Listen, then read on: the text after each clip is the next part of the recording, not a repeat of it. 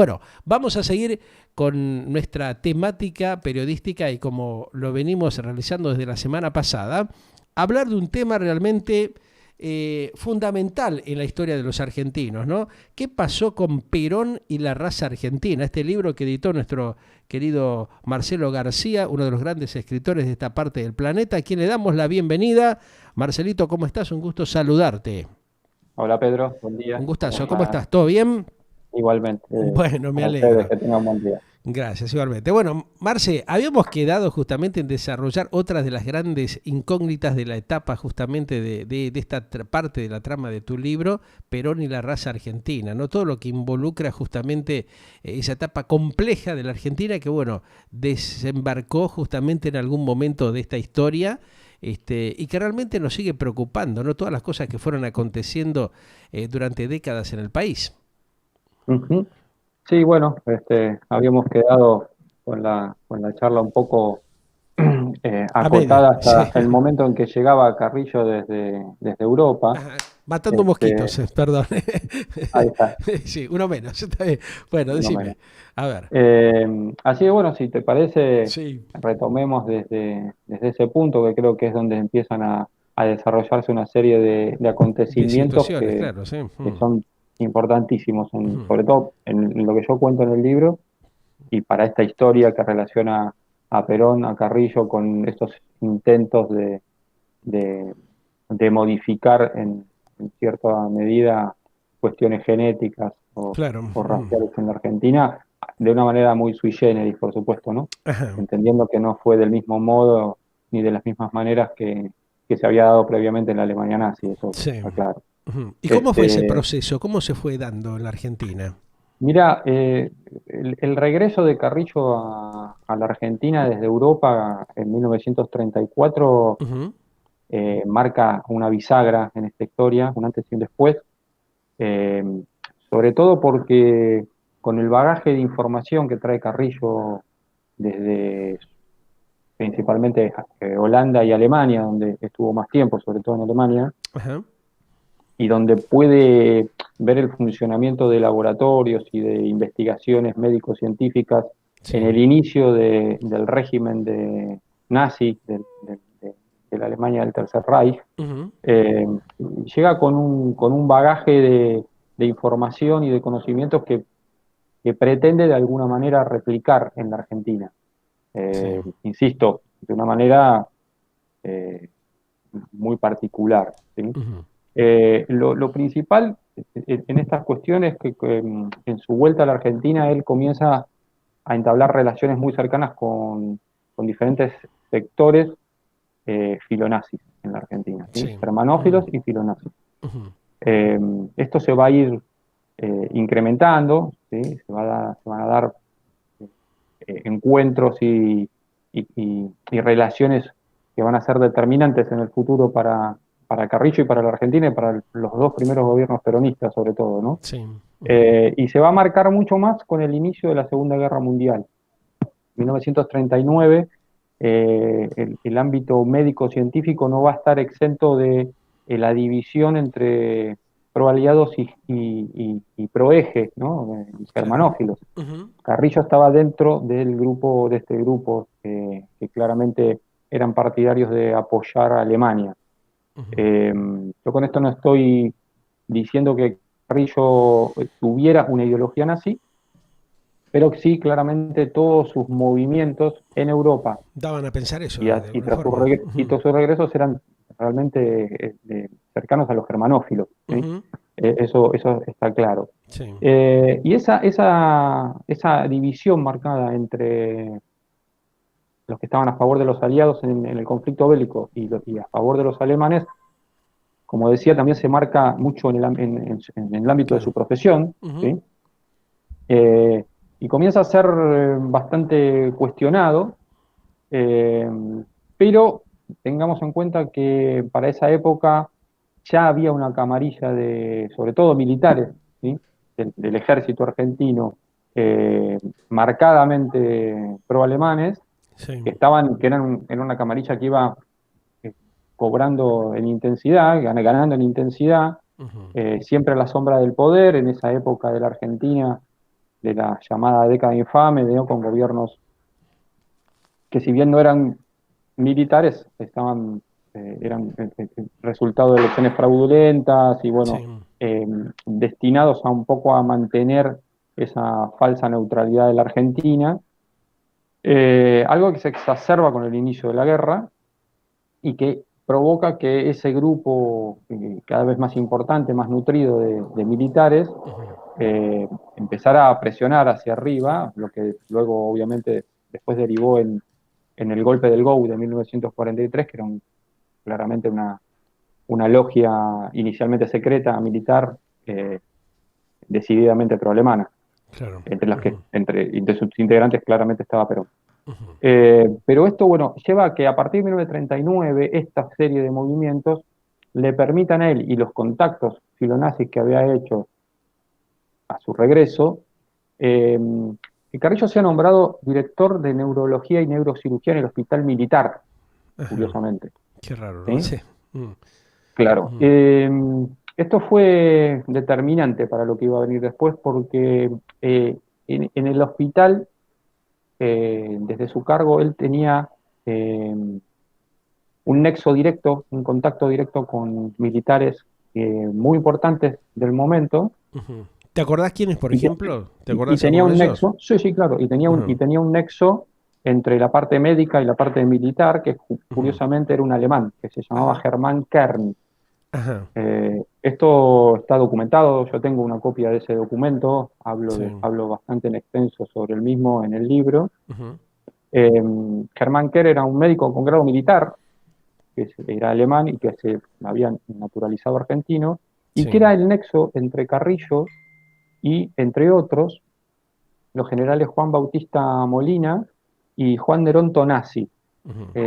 Esto no es menor porque precisamente estos dos efectivos militares fueron fundamentales en la creación del GOU Ujú. y ya en ese momento eh, le presentaron a Perón, a un joven Perón, un joven Sí. coronel. Ujú.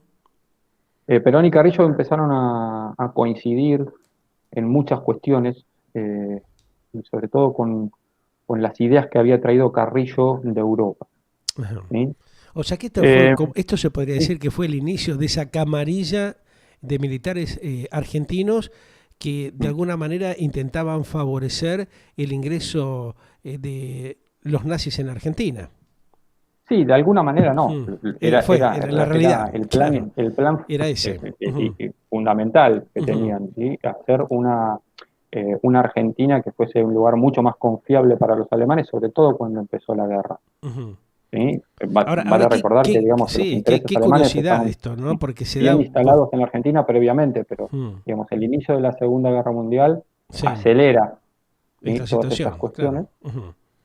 y las potencias, ¿sí? Ni Claro. que hablar cuando Alemania empieza a percibirse como ganadora de la guerra. Claro. ¿Sí? En los primeros años, no Ujú. olvidemos que Alemania, hasta, seguro hasta la entrada de Estados Unidos en la guerra en 1941, incluso después, entre comillas, ganaba la guerra, ¿sí? Claro. Peleaba sola contra Ujú. esos aliados Ujú. y realmente le estaban resultando favorables. Exacto. Ujú. Entonces no era difícil que muchos países del mundo, Argentina incluida, Sí, lo respalden, pero la claro, cabeza claro.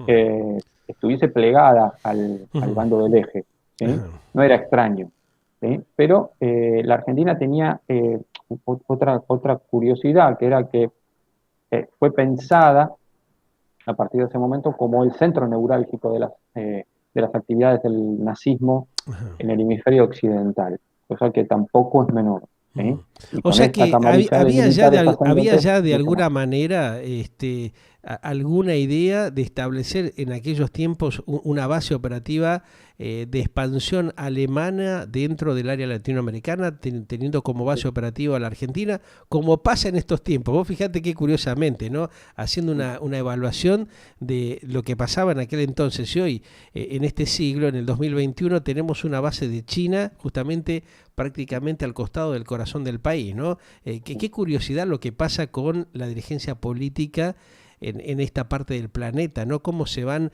manejando, cómo son permeables a este tipo de intromisión internacional, ¿no? Sí, tal cual. Sí. Y calculo que en el presente debe suceder lo mismo, o las cuestiones económicas no están exentas. Ajá. Este, pero bueno, volviendo un poco a Volvamos, dale. a lo de Ujú. aquellos tiempos, Sí. eh, esto que yo acabo de contar, digamos, es, determinante, insisto, para lo que vino después.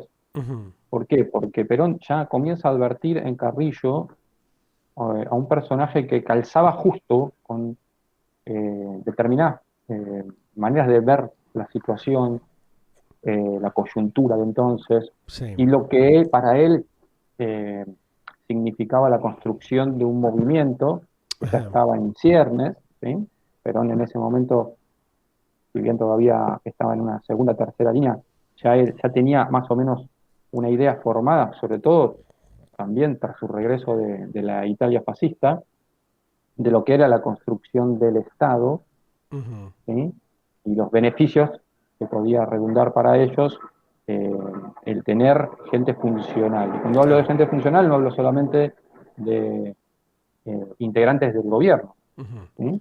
Sí, él ya iba Sino de alguna manera, a la él iba, gente en general, claro, ¿sí? iba, A la iba población. repensando cómo armar un esquema político para llegar al poder indirectamente, ¿no? O sea, teniendo como Tal cual. experiencia su paso en Europa, justamente por haber estado viviendo allí en Italia esa situación, Claro. como que tomó parte de esa cuestión como para decir, bueno, ¿cómo le implemento en un futuro en un Exacto. esquema político dentro de la propia Argentina, ¿no? Que fue lo que Sí, tal, definitivamente después aconteció. claro, sí, sí, sí. Por eso, tratar de De replicar, replicarlo, claro. la Ujú, Argentina lo hizo de muchas maneras, ujú. diferentes cuestiones que se daban en Europa Sí. y en este caso muy puntualmente en lo que había sido en lo que era la Alemania nazi en ese momento, Ujú. después ya con la llegada de Perón al poder lo que había sido esa Alemania, ¿sí? Pero Carrillo traía muchas ideas de Europa Ajá. y comienza a planteárselas a Perón, ¿sí? Ellos comienzan a tener una relación mucho más cercana, Sí. muy particular, y Perón advierte qué tipo de ideas también Ujú. trae Como que se Carrillo, entusiasmó con todo eso que le acercaba a Carrillo, evidentemente, ¿no? O sea, que estaba dentro tal cual. de su lineamiento político. Ujú. Exacto, esto lo habíamos tocado la charla anterior, Sí. Ujú. digamos, ningún elemento que a futuro formara parte de esta estructura político-militar eh, claramente proeje en la Argentina podía desentonar, de modo que Sí. Carrillo no Ujú. iba a ser la excepción, Claro. ¿sí? Eh, Insisto que esto no va en desmedro de cualquier otra, de la gestión de Carrillo luego en el gobierno peronista, en los dos Sí. primeros gobiernos peronistas, Ujú. en cuestiones sanitarias, ¿sí? De prevención, bueno, de la instalación de redes de Sí, sí, vos lo hospitales estás enfocando interconectados tal cual desde como otro los conocemos contexto, hoy en día. básicamente. Vos lo Sí, estás eso, digamos, enfocando, no, claro, eso sí. no va en desmedro de eso, Seguro. ¿sí? Ujú. Claramente, por lo menos Ujú. en lo que respecta a mis investigaciones o a mi Sí. punto de vista. Ujú. Pero sí hay que destacar que Carrillo fue un actor fundamental en el ascenso también de Perón al Claro. poder, Ujú. Ujú. desde su ámbito, ¿no? Por Seguro. supuesto, cada Ayudó, uno. ayudó a su posicionamiento, ¿no? A su crecimiento políticamente hablando. Ujú. De Ujú. hecho, bueno, se dan dos situaciones también que me parece que están buenas para destacar. A En ver. 1943, cuando el GO hace el golpe de Estado, eh, coloca al frente de la, por entonces, Secretaría de Salud a el doctor Eugenio Gali.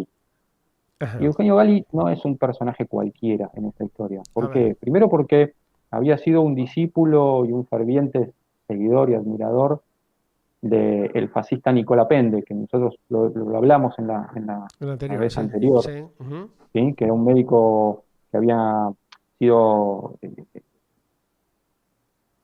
designado por Benito Mussolini para la instalación de institutos médicos militares Ujú. con el objetivo de, entre comillas, la mejora de la raza también en Italia, Sí. ¿sí? Ujú. Eh, entre los muchísimos médicos que viajaron recomendados por Pende cuando estuvo trabajando en la Argentina a partir de 1930, también estuvo Gali. ¿sí? De Vos manera que fijate también se que empapó de estas cuestiones en la sí. Europa y en la Italia, en Qué, Europa y en la qué Italia curioso esto fascista. que vos planteás, ¿no? Vos fijate que ya en aquel tiempo, en esa época, se estaba pensando cómo Sí, reformular la raza, ¿no? Cómo meter sí, algún tipo de instrumento para modificar la cuestión sí, sencillamente del ser humano. Y hoy tenemos, sí. curiosamente, lo que está pasando con la COVID-19, ¿no? Todo este Mm, tema de insertar en el cuerpo de los seres humanos los chips para poder controlar. O sea, sí. qué cosa, cómo se viene trabajando desde hace décadas con esa intención de manipular a las masas, ¿no? O sea, teniendo en cuenta lo que hizo desgraciadamente el nazismo, y cómo Mm. otros países se fueron prestando a ese juego, Italia, la propia Argentina, a través del mandato de Perón, después cuando llega al poder, o sea, qué perversidad tremenda que pasa por la mente humana, ¿no?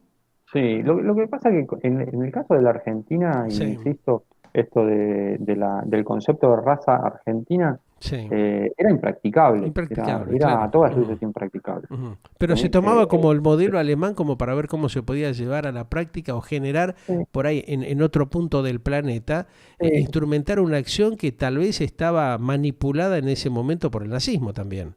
sí, claro.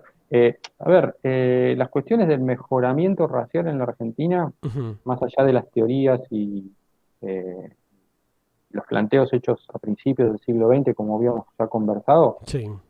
luego pasaron más que nada, y sobre todo en esta época de la que estamos hablando ahora, Ujú. del 1943, 1944 en adelante, por moldear una sociedad útil y servil para un régimen. ¿Sí?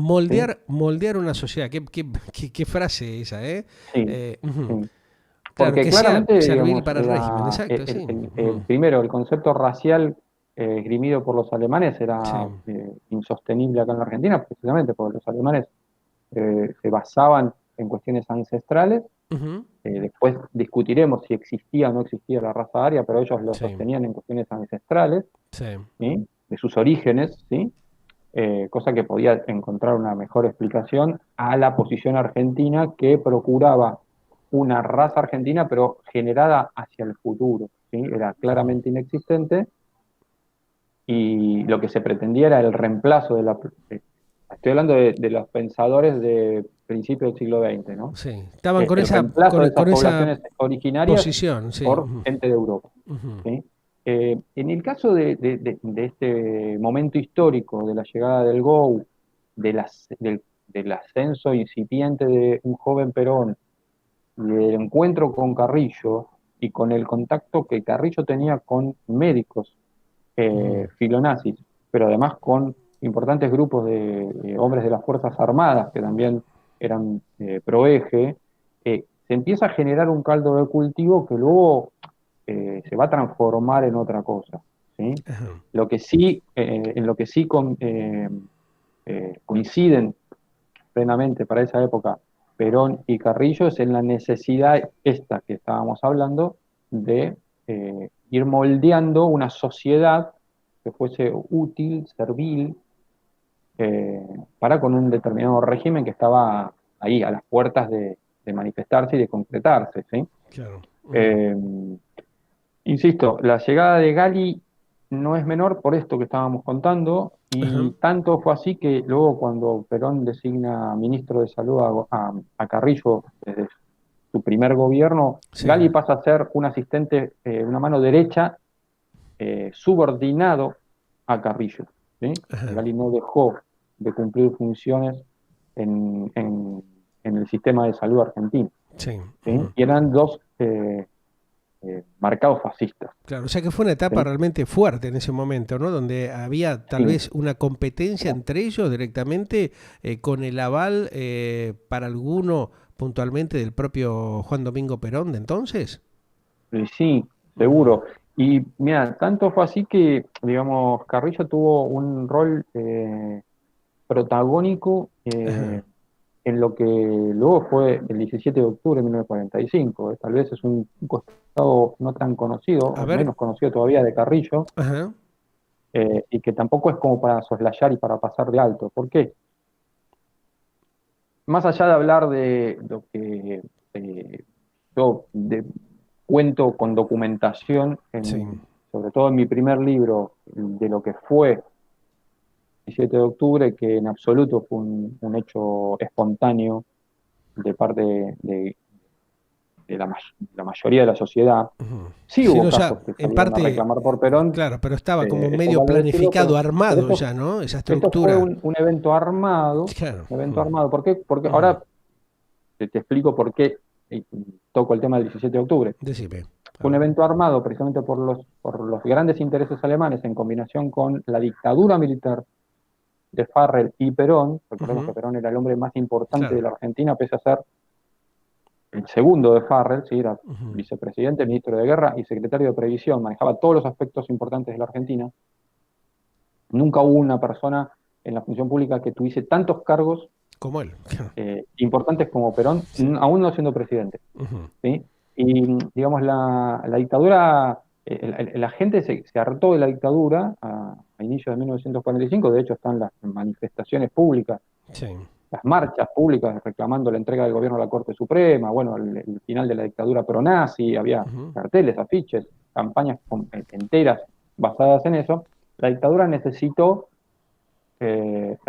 camuflarse, cambiar de piel, para seguir en funciones, Sí, en el poder, pero básicamente, claro. con otra Sí. cubierta, Ujú. ¿sí? Con una Ujú. cubierta un poco más amigable, digámoslo, Claro. sobre todo para los Ujú. votantes civiles, y el hombre elegido fue Fue Perón. Perón, claro. O sea, Además, era el porque personaje Perón, ideal porque tenía evidentemente una serie de contactos, de relaciones y claro, estaba medianamente posicionado en y, ese com- momento. Claro, y compromisos con claro. los alemanes, además Ajá. de los contactos. Tenía Ujú. compromisos previos ya con los alemanes Ajá. de dejar sentadas las bases para un puerto seguro para los alemanes de posguerra, ¿no? Ujú.